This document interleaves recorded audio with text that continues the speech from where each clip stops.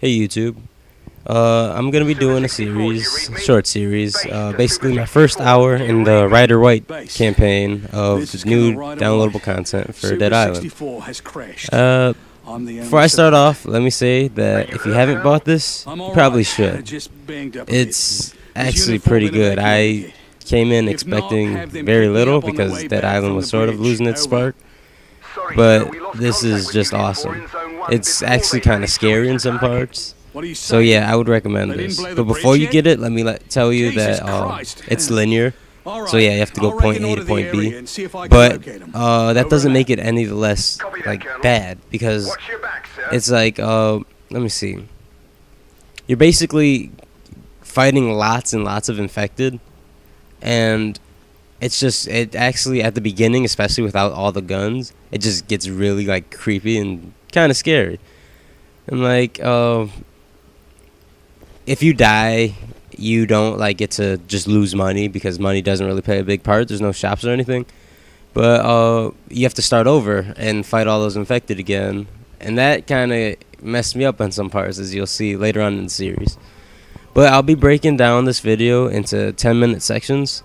So this is the first 10 minutes. I'll do a little bit of commentary, and I'll let you watch the scarier parts without me talking. Right now at the beginning, I was just looking for anything I could loot. Any weapons. I was expecting to start off with lots of guns, because like the trailer looked like there was guns everywhere, but that happens later on in the game. But so yeah, you start off at a downed helicopter. You can like search YouTube for the intro. It's nothing too special. This helicopter crashes because the pilot was infected. So just walking down these alleyways in the middle of Moresby, and it's nighttime outside, which would be great if the regular campaign went into nighttime. Yeah, see, that guy kind of scared the hell out of me when I started off, because I was not expecting that.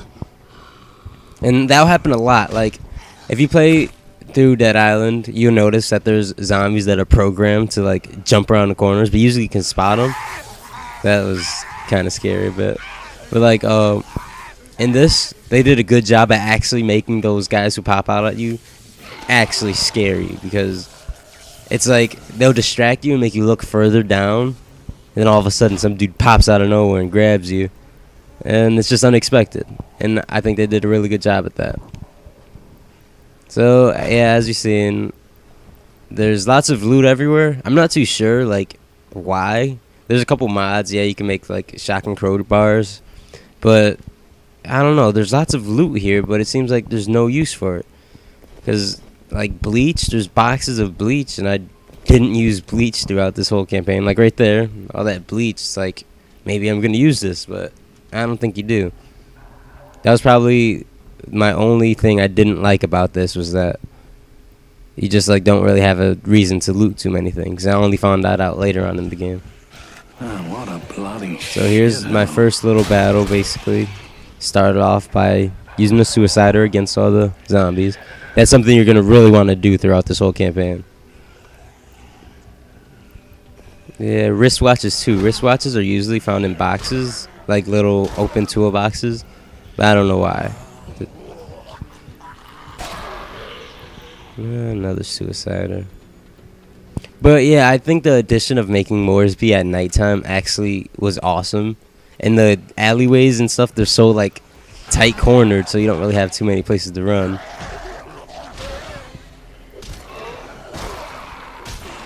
It would be awesome if Dead Island gave you more of a feeling like this throughout the main story.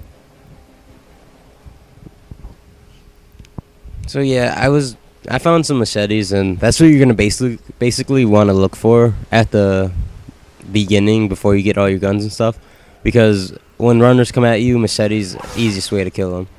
And check all the dead bodies, as you see I do. I always kick a dead body just to make sure it's not a zombie, because they like popping up and grabbing you and stuff, and you want to make sure you kill them before they become a danger, which is basically anytime they're on the floor.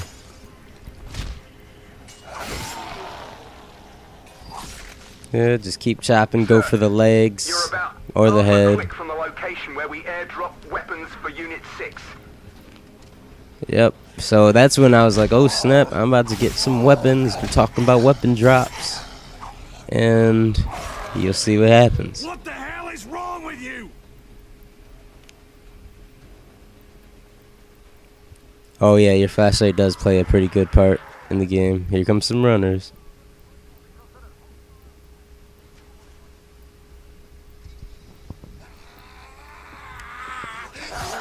Always keep your head on a swivel when you're playing this, because like the runners come out of nowhere. You get attacked by so many, it's insane.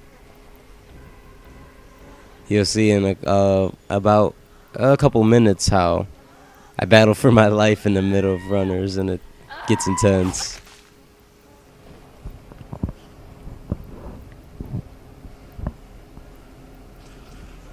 Oh yeah, if you've explored the city and got to a part where there's like quarantine tents, that part has lots of infected that just keep spawning and running after you.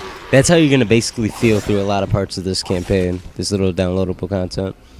It's like, I don't know, I think it's pretty cool though, because the infected are the only ones that really give you a challenge. It's Emily. Things are going from bad to worse here. The prisoners started rioting when we lost control of the infected. We barricaded ourselves inside here and are trying to hold out until the rescue helicopter arrives. I want you on that chopper first, Emily. You understand me? Sort of cut him off, just seeing what I can repair and stuff. No heroics. So yeah, basically, if you didn't know already, you're playing as the antagonist from the main quest to the regular Dead Island, and it's showing his backstory on why he was in the prison and what he wanted. Spoiler alert if you have not beat the game. So like, if you didn't beat the game, I suggest you do it. Okay, here's the part with a couple runners.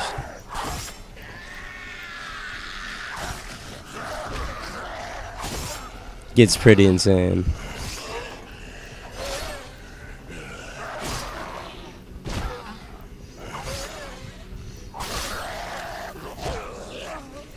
Yeah, make sure you save your stamina, because at some parts I ran out of my stamina, and that's not a good thing.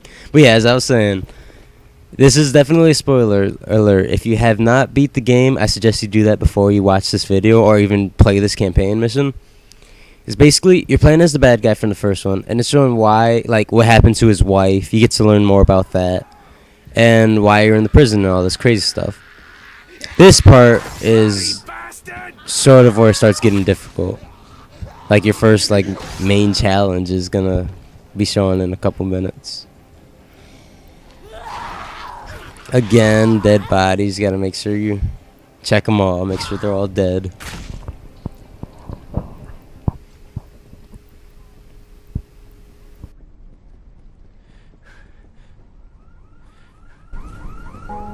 Oh, Jesus Christ. Base, this is Colonel White. I just located what's left of Unit 4. Whoever attacked them, stripped them clean of everything. Weapons, ammo, explosives, everything. Copy that, sir. It's probably those local rascal gangs. They're taking advantage of this outbreak to loot whatever they can. Colonel, you need to find those stolen explosives and blow that bridge ASAP. I know that, Base. Sarcasm. I'm the one who sent them on the bloody mission. Anybody see anything from the air? Earlier we had reports of a large mob of armed civilians in the western area of Zone 3, not far from the central police station. Copy that, Base. Over and out. Okay, here goes my first challenge, and I'm pretty glad I survived this. It made some pretty good footage when I start walking down this alleyway. But yeah, this is where I thought I was going to get all the guns, but of course the rascal getting stolen. Alright, here you go. I'll let you watch this. More commentary on the next video.